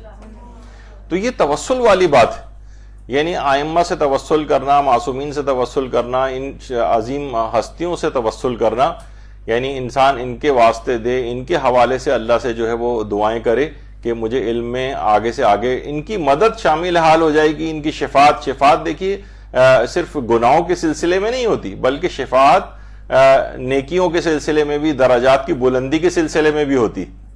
بعض اوقات لوگ سوچتے ہیں کہ مثلا شفاعت تو صرف گناہگاروں کی ہوگی، جیسے کہ وہ نعتوں کے بھی اشعار ہیں نا، مفہوم یہ ہے کہ اس دن قیامت کے روز جو نیکوکار ہیں وہ بھی گناہگاروں کی صف میں آ کے شامل ہو رہے ہوں گے، کیونکہ پیغمبر اسلام مثلا ان کی شفاعت کر رہے ہوں گے. تو شفاعت کے معنی فقط گناہگاروں کے حوالے سے نہیں ہے جیسے کہ لوگوں نے سوچا، بلکہ نیکیوں اور درجات کی بلندی کے لیے بھی شفاعت. مثلا آپ کا درجہ جو ہے وہ جنت میں ہے، اس کو بڑھوانے کے لیے بھی شفاعت، علم میں مزید ترقی کے لیے بھی شفاعت ہے، نورانیت پیدا کرنے کے لیے بھی شفاعت. تو یہ سب چیزیں ایسی ہیں کہ یہ دماغ میں رہنی چاہیے کہ ائمہ سے توسل کیے بغیر ان مقامات کو حاصل نہیں کیا جا سکتا. پھر علماء ایک چیز اور بھی فرماتے ہیں، جیسے کہ خود حافظے کے لیے آیت اللہ شبیری زنجانی فرماتے ہیں آغا نجفی کے لیے جو شیخ تقی اصفہانی کے نام سے تھے، کہ جو حافظے کی کمی سے بڑے پریشان تھے. تو ایک مرتبہ حرم امام حسین گئے اور جب قبر امام حسین پہ نگاہ ڈالی تو تڑپ کر امام حسین سے توسل کیا کہ مولا اگر حافظہ نہ ہوگا تو میں دین کی تبلیغ کیسے کروں گا. کہہ رہے ہیں اسی وقت سے ایسا حافظہ پیدا ہو گیا کہ کتب اربع کی تمام روایات اس طرح سے سند اور متن کے ساتھ حفظ ہوئیں کہ جیسے ان کے سامنے تحریر ہوں. اللہم صلی علی محمد وعلی محمد.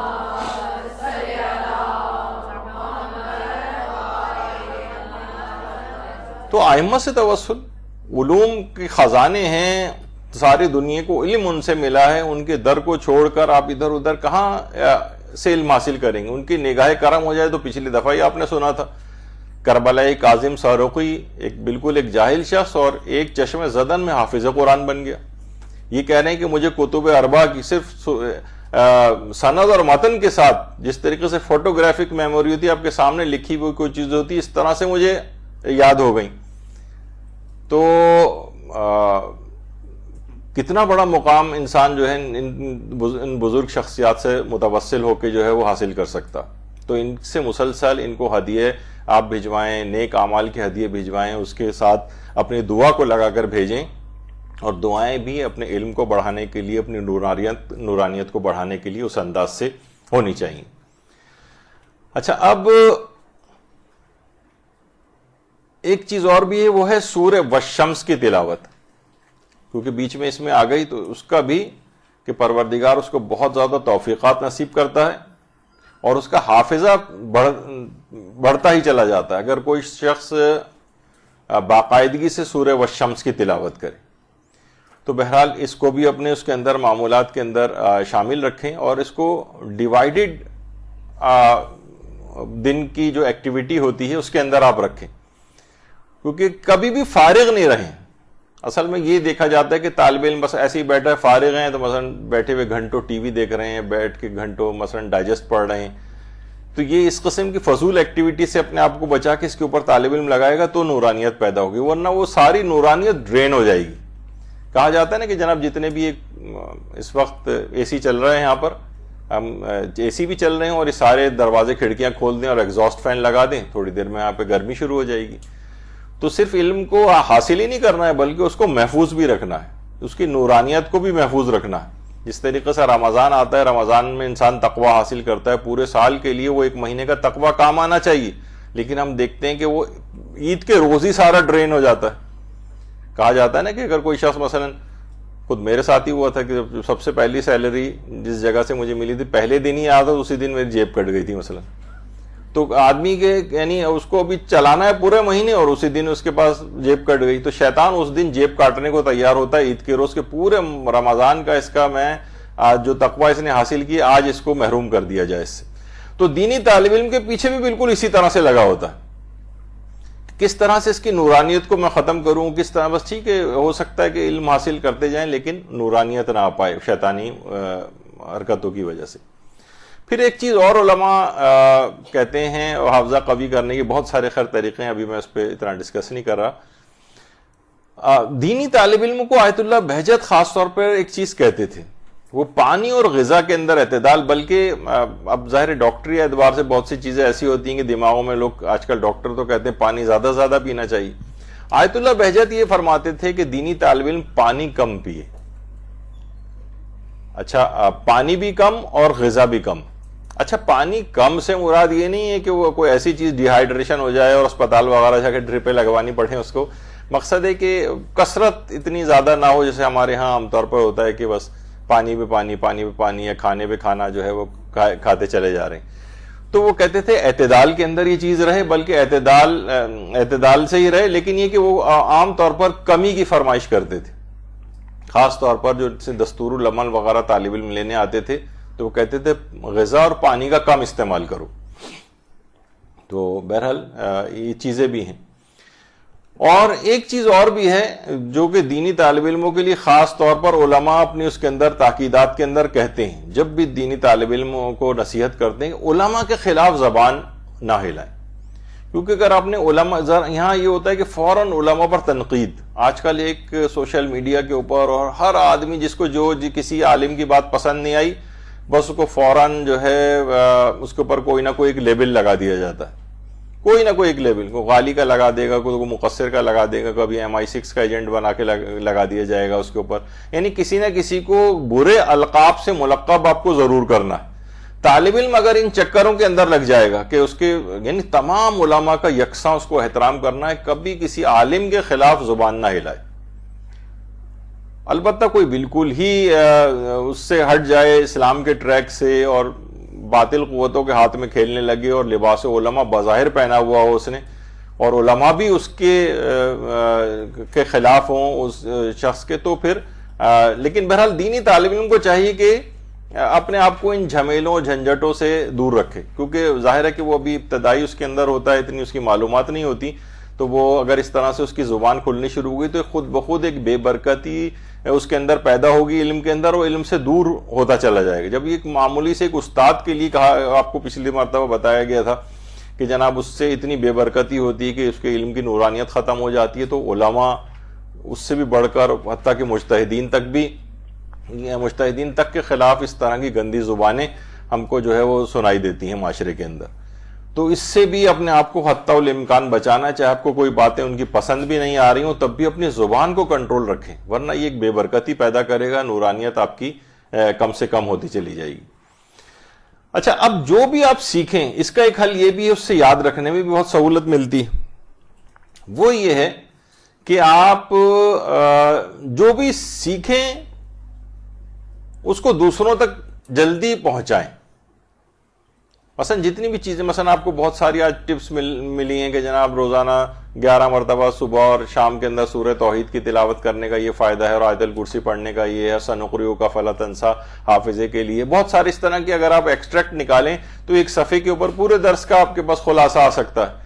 اب آپ یہ نا گاہے بگاہے لوگوں کو، اپنے ساتھ گھر والوں کو، کلاس فیلوز کو، اپنے اسکول کالج یونیورسٹی میں کسی جگہ پہ جا رہی ہیں وہاں لوگوں کو بتانے کی، تو اس سے آپ کو ایک تو ہمیشہ کے لیے چیز یاد رہے گی اور ایک تبلیغ بھی ساتھ ساتھ ہوتی جائے گی۔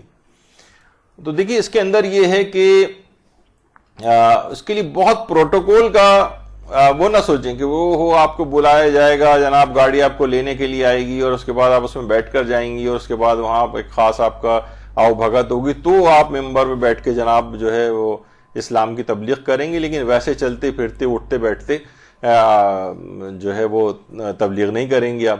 دیکھیے علماء کو ہم دیکھتے ہیں باقاعدہ، جیسے افریقہ وغیرہ کے اندر لوگ تبلیغ کے لیے جاتے ہیں۔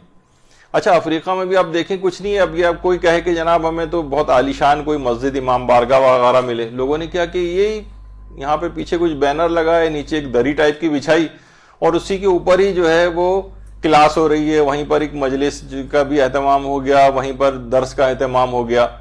تو سادگی کے ساتھ بھی یہ تمام چیزیں جو پہنچائی جا سکتی تبلیغات۔ تو اب دیکھیں علماء وہاں پر جاتے ہیں، کتنے علماء ہیں جو کہ کسی ملک کے تھے، جیسے قاضی نور اللہ شستری کو کہا جاتا ہے کہ جناب وہ افغانستان کے تھے، پھر مشہد شفٹ ہو گئے تھے، پھر مشہد میں وہاں پر انڈیا کے کچھ مسلمان دیہاتیوں کا ایک گروپ وہاں پر زیارت کے لیے آیا اور انہوں نے آ کر کہا کہ جناب قاضی نور اللہ شستری سے جو شہید ثالث کے نام سے مشہور ہے کہ آپ اگر وہاں پر چلیں، ہمارا علاقہ ایسا ہے وہاں پر تو کوئی نہ نماز جنازہ پڑھانے والا ہے نہ غسل دینے والا ہے۔ تو وہ باقاعدہ تڑپ گئے کہ میں یہاں مشہد میں کیا کر رہا ہوں، مجھے تو اسلام کی تبلیغ کرنی، مجھے وہاں جانا چاہیے۔ تو وہاں سے وہ اٹھے اور ان کے ساتھ وہاں پر وہ آ گئے انڈیا، اور آگرے میں جیسے کہ آپ کو علم میں ہی ہے کہ ان کا وہاں پر شہید ثالث کا جو ہے وہ مزار ہے، بعد میں وہ شہید بھی کیے گئے اور بہت بے دردی کے ساتھ شہید کیے گئے، اور باقاعدہ ان کی گدی میں سوراخ کر کے زبان کھینچی گئی اور جلتے ہوئے تیل کے کڑھاؤ کے اندر ان کو ڈالا گیا۔ بہت یعنی علماء نے وہ برداشت کی، لیکن کہاں کا رہنے والا کہاں تبلیغ کے لیے کہاں پہنچ گیا۔ اب آپ دیکھیں مثلا یہ افریقہ کے اندر کوئی عالم دین ہے، وہاں اپنے وطن جگہ چھوڑ کے وہاں ان لوگوں کو وضو سکھا رہے ہیں، نماز سکھا رہے ہیں۔ تو تبلیغات کے اندر جو ہے وہ ہر وقت لگژریز اور ان چیزوں کا نہ سوچیں، جہاں موقع مل جائے، کہیں کسی ایسی پسماندہ جگہ کا موقع مل جائے، جاہل پڑھے چاہے اتنے پڑھے لکھے افراد نہ بھی ہوں اس جگہ پہ، بالکل ناخواندہ ٹائپ کے ہوں، وہاں آپ کو دین کا کوئی بات بتانے کا موقع مل جائے، ان کو کم سے کم لوگوں کو وضو سکھا دیں، نماز سکھا دیں، چھوٹے موٹے احکام ان کو جو ہے اس طرح اللہ کے احکام تو خیر سارے بڑے، یعنی جو آسان سے ہلکے پھلکے طریقے سے جو لوگوں کو بتائے جاتے ہیں وہ سکھائیں تو بہت ہی اچھی بات ہو جائے گی۔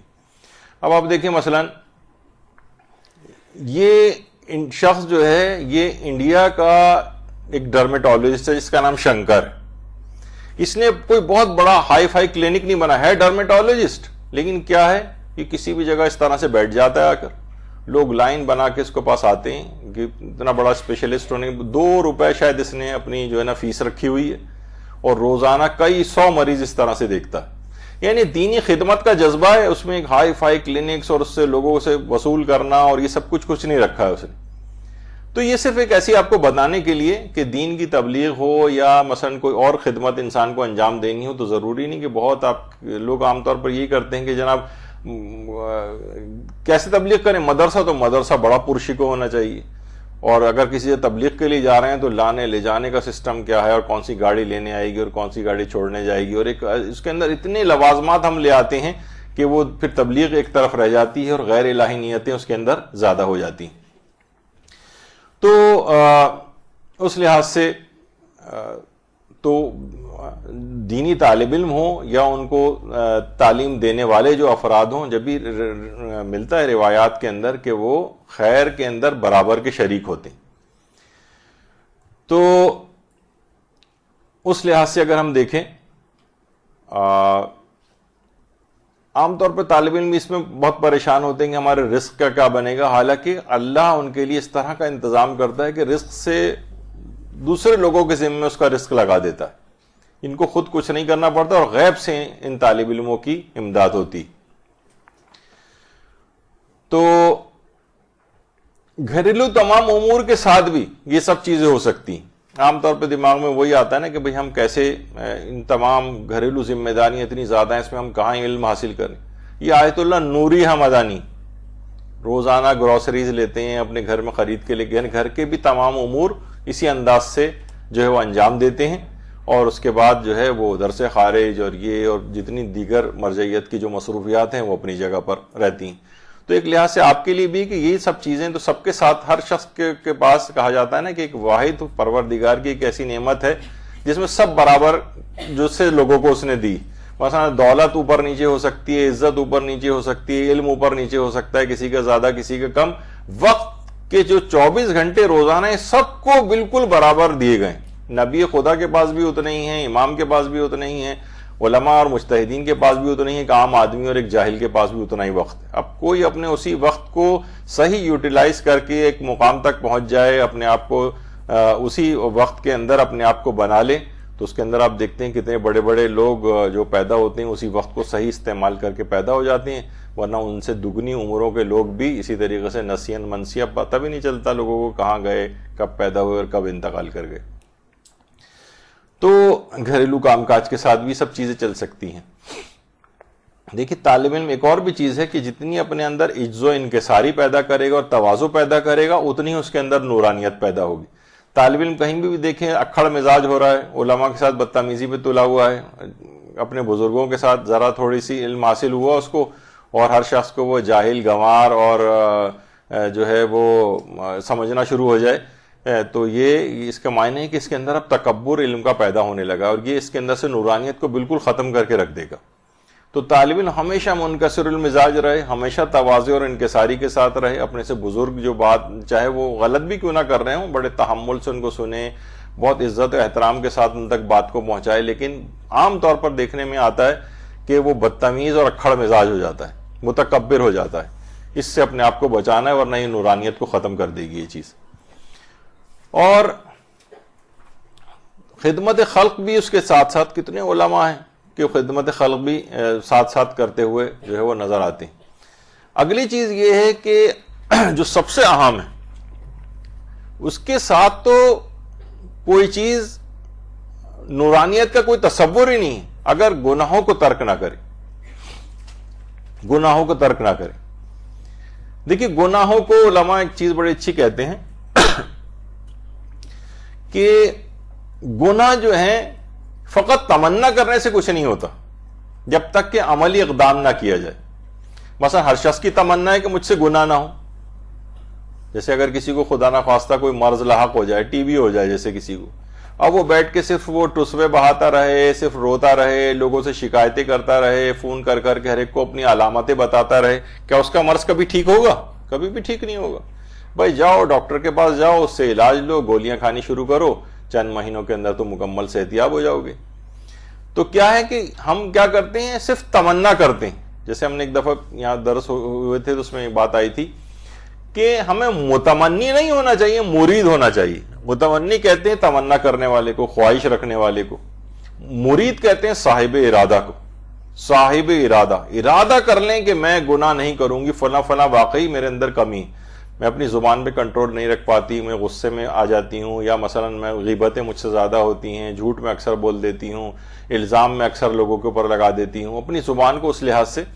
تو ہر شخص یا میں حجاب میں کبھی کمی کر دیتی ہوں، تقریبات جاتی ہیں اس میں تقریبات میں مثلا میک اپ کر کے چلی جاتی ہوں، اپنے آپ کو نہیں روک پاتی، مختلف جو اس طرح کے گناہ ہیں. تو ہر شخص اپنے اندر وہ محسوس کر سکتا ہے کون سے گناہ. تو انسان کو چاہیے کہ اپنے سے عہد کر لے کہ میں یہ فلاں فلاں گناہ تو میرے اندر پایا جاتا ہے، یہ میں مجھ سے نہ ہونے پائے. گناہوں کا ترک. اچھا اس کے لیے بھی کچھ طریقے بھی ہیں جو کہ ابھی تو نہیں، ہمارے ہاں مسلسل اس کے اوپر کئی نشستوں کے اندر گفتگو ہو چکی ہے، گناہوں کو ترک کیسے کریں. اس میں یہ ہے کہ کچھ چیزیں ایسی ہیں جو اسلامی طریقے کار ہیں. مثلا آپ یہ کہتے ہیں کہ اگر فلاں دوبارہ مجھ سے اگر غیبت ہوئی تو مثلا میں 1 مہینے تک پوری پابندی کے ساتھ 11 رکعت نماز شب ضرور پڑھوں گی. اگر بالفرض اگر آپ یعنی آپ نظر کر لیں, قسم کھا لیں, عہد کر لیں کہ میں یہ کام کروں گی. اگر مجھ سے غیبت دوبارہ ہوئی تو میں ختم قرآن پورا کروں گی. یا مثلا اگر مجھ سے فلاں گناہ دوبارہ ہو گیا, بے حجابی کا ہو گیا یا کوئی اور گناہ ہو گیا, تو میں اتنا صدقہ دینے کی نظر مان لیں گے جو آپ کی طبیعت پر شاق گزرے. مثلا میں 5,000 روپے صدقہ دوں گی, مثلا میں ویسے ہی کہہ رہا. تو اگرچہ وہ اچھا جب اتنی اماؤنٹ جیب سے نکلے گی نا آپ کی, تو 1 دفعہ ہوگی, 2 دفعہ ہوگی, تیسری دفعہ لازمی آپ رک جائیں گی, لازمی رک جائیں گی. تو دیکھیے شیطان کا بھی دیکھیے ہر بھائی, امام خمینی بڑا اچھا کہتے تھے کہ آپ دیکھتی ہیں کہ شیطان کیا کرتا ہے کہ آپ کو وضو میں وسوسوں میں مبتلا کرتا ہے, شک ڈالتا ہے, آپ کو بار بار وضو کرواتا رہے گا, نمازیں بار بار پڑھواتا رہے گا.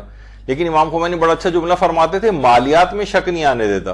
مثلا کبھی نہیں ہوتا کہ شاید میں نے خمسنا نکالا ہو, چلو دوبارہ نکال دوں, شاید میرا حج غلط ہو گیا ہو, چلو 1 دفعہ اور حج کر لیتا ہوں, یا شاید میں نے فلاں کو پیسے نہیں دیے تو کوئی بات نہیں 2 لاکھ روپے میں دے دیتا ہوں ان کو دوبارہ, شاید میں نے نہ دی. نہیں, اس میں کبھی آپ کو شک نہیں آنے دے گا, یہ آپ کو صرف اس کے اندر وسوسوں کے اندر ڈالے گا. تو اتنا کم سے کم آپ نظر کر لیں, قسم کھا لیں, عہد کر لیں کہ یہ جو گناہ مجھ سے ہو رہا ہے اگر مجھ سے دوبارہ ہو گیا تو کم سے کم ہر شخص اپنی حیثیت کے مطابق جو اس کو شاق اور بہت بڑا لگے کہ یہ بڑی اماؤنٹ میرے پاس سے جا رہی, اس طرح کی کوئی منت صدقے میں وہ واجب ہو جائے گا دینا اس کو, اگر اس نے مخالفت اس کی. تو علماء فرماتے ہیں کہ 1-8 دفعہ اس سے مخالفت ہوگی, اس کے بعد خود اس کا نفس مجبور کرے گا, ارے رک جاؤ خبردار ورنہ اتنے 1000 روپے دینے پڑ جائیں گے, یا اتنی نمازیں پڑھنا پڑیں گی, یا اتنے روزے رکھنے پڑ جائیں گے.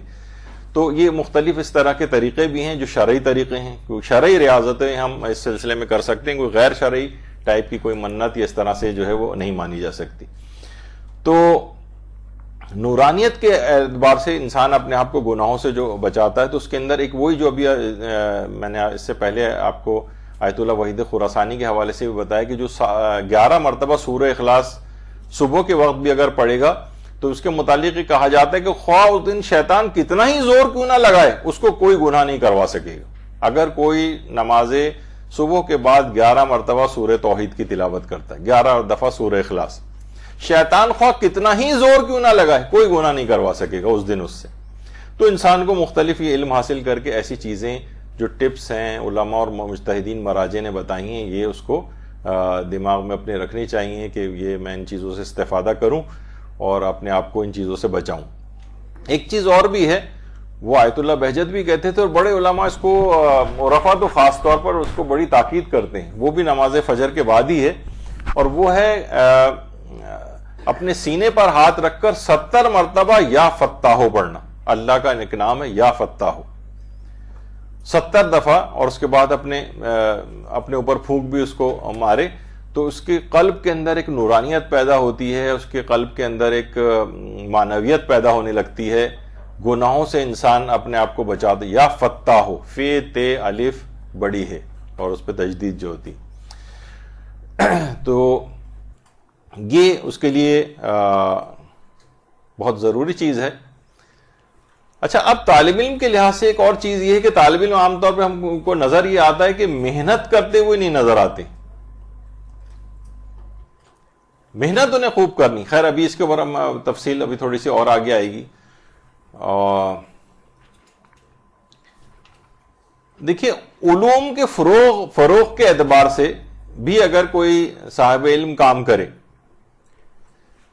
مثلا اگر آپ, ایک زمانہ تھا مجالس سے اعضاء میں ایک ٹرینڈ ہوا تھا, پھر آہستہ آہستہ پتہ نہیں اس دفعہ کچھ کم ہو گیا, کچھ تو ہمارے کچھ ہم خیال دوستوں نے بھی یہ چیز شروع کی تھی کہ مجالس میں کھانے وغیرہ تو بالکل ایز اٹ از کھلائیں, اس میں کوئی تبرک وغیرہ بانٹنا, کھانے کی چیز دینا, اس کو کوئی ریپلیس کرنے کی ضرورت نہیں, ایڈیشن کر دیں اس میں.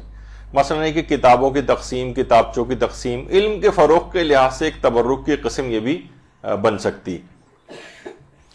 میں نے کہیں سنا تھا, پڑھا تھا, تصویریں بھی دیکھی تھیں اس کی, ابھی تو میرے پاس نہیں ہے, کہ ایک ملک کے ویسٹرن کنٹری میں کسی ایک ملک کے استاد کا انتقال ہوا, تو لوگوں نے جو اس کے لیے ایک جسے مجلس ترہیم کہیں، بہرحال وہاں تو یہ والی مجلس نہیں ہوتی، ایک جگہ جمع ہو کے ان کو یاد کرنے کے حوالے سے ایک پروگرام تھا.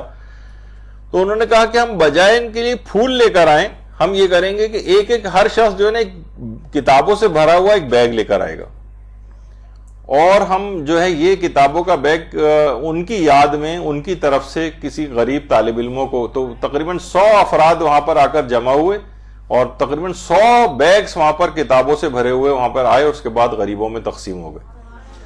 تو بہرحال یہ دیکھیے چیزیں ہوتی ہیں کہ پھول رکھنے سے کیا، صرف پھول رکھنے سے انسان آپ خود ذاتی طور پر ہی خوش ہوتا ہے، وہ بھی ٹھیک ہے کریں، اس کی کوئی ممانعت نہیں ہے. لوگ عام طور پر افراد و تفرید کا شکار ہو جاتے ہیں اور کہتے ہیں نہیں یہ پھولوں کی بھی کوئی ضرورت نہیں ہے اور قبر پہ پھول ڈالنے کی بھی کوئی ضرورت نہیں. اپنی جگہ پھول ڈالنے سے میرا آپ کا دل خوش ہو جاتا ہے، ڈالیے.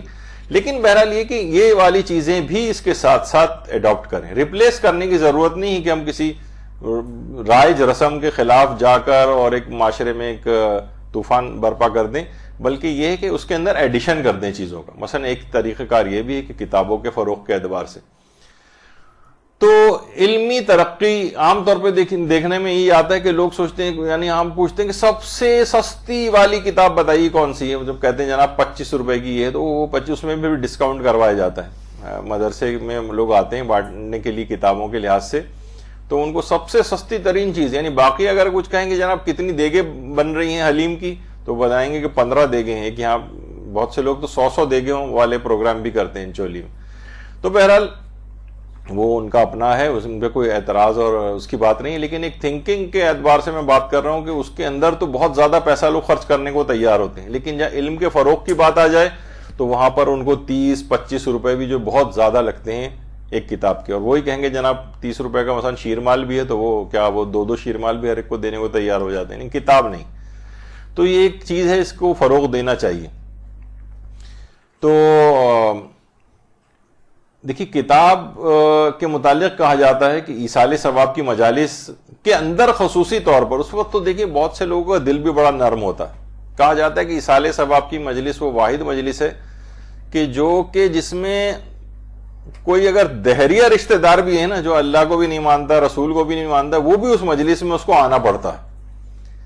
تو بہت سے ایسے افراد ہوتے ہیں جو پورے سال مجالس میں، حتیٰ کہ عشرہ اولا کی جو مجالس محرم کی ہوتی ہیں اس میں بھی لوگ عام طور پر بہت سے افراد نہیں جاتے ہیں، لیکن رشتہ داروں کی ایصال ثواب کی مجلس میں ان کو مجبوراً آنا پڑتا ہے. تو اس کا بھی کوئی اسپیشلائزیشن اس کے اندر کر لے اور اپنے آپ کو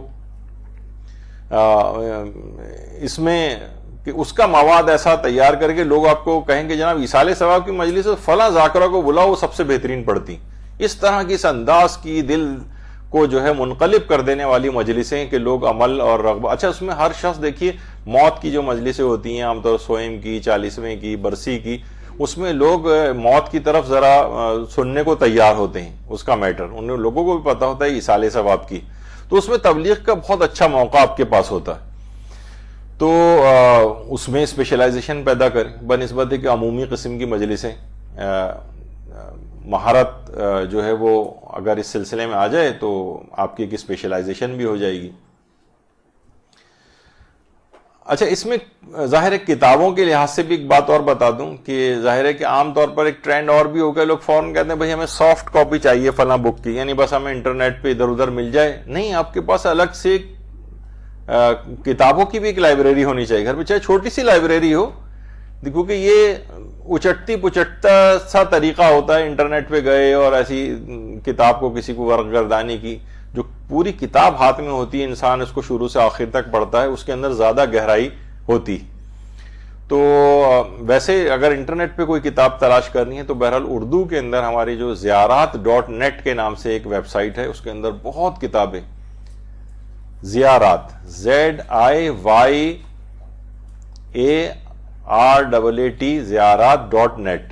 تو بہرحال اگر آپ زیارات.net کے اوپر جائیں تو آپ کو بے شمار کتابیں تقریباً ہر موضوع کے اوپر ہی جتنی اردو میں کتابیں اچھی خاصی ہم نے دیکھا ہے کہ اس کے اوپر موجود ہیں. بہت اچھی ویب سائٹ. لیکن کچھ کتابیں آپ کے پاس ویسے بھی الگ سے بھی ہونی چاہیے. اچھا اب اپنے روحانی اور علمی ترقی کے لیے، نورانیت پیدا کرنے کے لیے علماء فرماتے ہیں کہ خاص طور پر جو خاص ایام ہیں اور ان خاص ایام کی جو راتیں ہیں ان سے آپ بھرپور استفادہ کریں. مثلا شب قدریں آتی، شب قدر قبولیت کی سارے سال کے احکامات لکھنے کی رات ہوتی ہے، تقدیروں کی رات ہوتی ہے. اس رات کو علی الخصوص اپنے علم اور اپنے نورانیت کے لحاظ سے اسپیشلی دعا کریں. کتنی اور اس طرح کی مقدس راتیں اور آتی ہیں. شب عید بھی اس میں سے ایک رات ہے. اور کچھ مہینے ایسے ہیں جیسے رجب، شعبان، رمضان کچھ عرصے میں بعد آنے والے ہیں، اس لحاظ سے شب عید غدیر ہے، یا اس طرح کی کچھ جو خاص ایام اور خاص راتیں ہیں ان کے اندر اپنے علم کے لحاظ سے آپ ضرور دعائیں کرنی چاہیے. اور علماء ہم دیکھتے ہیں کہ وہ شب قدر کا بھی جو سب سے بڑا عمل بتایا گیا ہے کہ اس رات کو بھی انسان علوم دینیا کے اندر بسر کرے. علماء یہ آیت اللہ شبیری زنجانی موجودہ زندہ مراجع میں سے ایک ہیں، ماشاءاللہ حیات ہیں. تو علماء کی اپنی سیرت میں بھی یہ چیز ملتی ہے کہ وہ شب قدروں کے اندر بھی علم کو حاصل کرتے ہیں اور اس کے فروغ کے لیے گزارتے ہیں. اچھا، ایک چیز اور بھی علماء کہتے ہیں کہ خاص طور پر وہ یہ کہ تمام علوم اور موضوعات کے اندر آپ علم فقہ کے اندر خاص طور پر کوشش کریں کہ مہارت، علم فقہ جسے کہا جاتا ہے یا عام طور پر فقہ کے نام سے معروف ہے. تو آیت اللہ بہجت بھی کہتے تھے کہ اللہ سے ارتباط کا طریقہ اللہ اور امام زمانہ کی اطاعت کرنا ہے،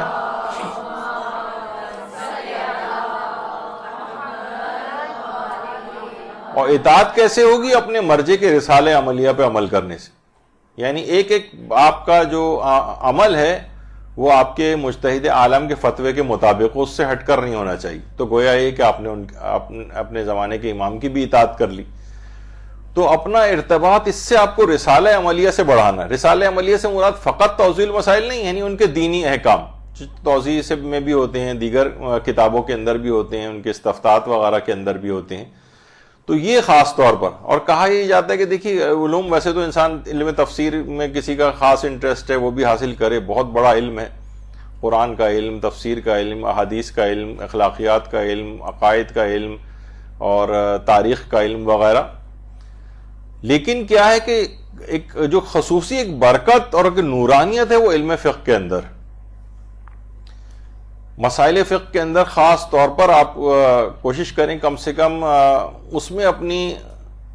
اچھا، کسی بھی جگہ آپ جاتی ہیں نا تو لوگ آپ سے شاذ و نادر کوئی تاریخ کا مسئلہ پوچھے گا، شاذ و نادر کوئی آپ سے عقائد کی کوئی دلائل کا پوچھے گا، تفسیری نکات شاذ و نادر کوئی پوچھے گا. لیکن جہاں کہیں آپ جائیں گے، عالم ہو یا کوئی بھی، اس سے لوگ فقہی مسئلہ ضرور پوچھنے آتے ہیں کہ جناب یہ والا مسئلہ ہے، ہمیں یہ والا مسئلہ بتا دیں. تو اس کے اندر ایک خصوصی مہارت آپ کو پیدا کرنی چاہیے، اور یہ واقعتاً نورانیت بھی پیدا کرتی ہے. اور دوسری ایک اور خصوصیت علم فقہ کے اندر یہ ہے کہ علماء کہتے ہیں کہ خاص قسم کی فقہ کے اندر ایک برکت ہے کہ جو بھی اس کے اندر زیادہ اپنے وقت کو لگاتا ہے اس کے مالی بہت ساری مشکلات حل ہوتی ہیں، جس میں سر فہرست مالی مشکلات کا حل. یعنی غیب سے اللہ اس کے لیے انتظام کرتا ہے. ایسا شخص کبھی روزگار کے سلسلے میں پریشان نہیں ہوگا، رزق کے سلسلے میں پریشان نہیں ہوگا. یعنی ایک ایسی چیز ہے کہ جو کہ محسوس کی گئی ہے کہ اس طرح کی خاص برکت اس علم کے اندر. تو کوشش کریں کہ اس کے اندر آپ خصوصی توجہ دیں، دیگر علوم کے ساتھ ساتھ اس کو خصوصیت کے ساتھ حاصل کریں. یہ ایک بڑی اہم چیز ہے. اچھا، اور ایک اور چیز جو طالب علم کو، اور ایک عام مومن کے لحاظ سے بھی لیکن دینی طالب علم کے لیے اور ضروری ہے، زیادہ تر اوقات میں باوضو رہنا. زیادہ تر اوقات میں مدرسہ آنے سے پہلے آپ حتی الامکان جتنا بھی ممکن ہو سکے وضو کو بچاتے ہوئے، اس میں وسوسے کی حد تک بھی نہ جائیں کہ ہر 5-10 منٹ بعد وضو کرنے کے لیے جا رہے ہیں، ایک عجیب وسواسی کیفیت ہو رہی ہے. نہیں، زیادہ تر اوقات کے اندر کوشش کریں کہ باوضو رہیں. خاص طور پر اگر کوئی آدمی سونے سے پہلے بھی اگر وضو کی عادت ڈال لے کسی جگہ، جیسے ابھی تصویر آپ کے سامنے، مثلا عالم کہیں گئے ہوئے ہیں تو وضو تجدیدی بھی ایک چیز ہوتی ہے. یعنی ابھی ضروری نہیں کہ وضو ٹوٹا ہی ہو کسی کا، لیکن نمازوں کا وقت آ کے وضو کیا ہو، ہم ایک وضو اور کر لیں. الوضو علی الوضو نور علی نور، ایک نور کے اوپر ایک اور نور ہو جائے گا. بہت سے علماء تو اس حد تک تھے، جیسے ہمارے گزرے آیت اللہ باقر وحید بہبہانی، جنہیں استاد الکل فی الکل کہا جاتا ہے. 98 سال کی ان کی عمر ہو گئی تھی، 98 ایئرس. سوچیں اور اس میں بھی 98 سال کی عمر میں بھی شرح العلماء کا درس دیتے تھے، اور باقاعدہ اخباری فرقے کو جو شکست فاش دی تھی وہ آیت اللہ باقر وحید بیبہانی نے دی تھی. اس کے بعد سے آج تک اخباریت پنپ نہیں سکی. آج کل جتنے بھی اخباری زیادہ تر وہ جعلی اخباری شمار ہوتے ہیں، یعنی لیکن اصل جو صف کو درہم برہم کیا تھا وہ آیت اللہ باقر وحید بیبہانی نے کیا تھا. 98 سال کی عمر میں بھی درس دیتے تھے. یہ اس حد تک ان چیزوں سے آگاہ ہو گئے تھے کہ اپنے بہت سے شاگرد جو طہارت کے عالم میں نہیں ہوتے تھے ان کو باقاعدہ پیسے دے کے کہتے تھے جاؤ حمام جاؤ اور غسل کر کے آؤ. وہ کہتے تھے کہ وہ معنویت اور وہ چیز تمہارے اندر نہیں آئے گی. وضو نہیں ہے تو وضو کر کے آ کے بیٹھو، غسل نہیں ہے تو غسل کر کے آ کے بیٹھو، تب ہم میرے درس میں آؤ. اور اس حد تک پہچان رکھتے تھے کہ وہ خاص شاگردوں کو پوائنٹ آؤٹ کر لیتے تھے کہ کون وضو اور غسل سے نہیں، اور باقاعدہ بھیجا کرتے تھے. وہ کہتے تھے کہ خاص معنویت اور ایک نورانیت. خواتین کے اندر ظاہر ہے خواتین کے اپنے کچھ احکام ہوتے ہیں، جس حد تک وہ اس کی پابندی کر سکے کریں، اور جہاں پابندی نہیں ہو پاتی وہاں پر مجبوری ہے. لیکن اس میں بھی وضو کر کے مثلا درس وغیرہ کو تو جو ہے وہ سنا جا سکتا ہے، پڑھا جا سکتا ہے. تو اس کا علی الخصوص اہتمام کرنا چاہیے. اسی طریقے سے مثلا آیت اللہ جواد انصاری حمدانی ہمارے گزرے، بہت ہی بڑے عرفا کے اندر سے گزرے. وہ بھی یہ پہچان لیتے تھے کون شخص وضو سے اور کون شخص وضو سے نہیں.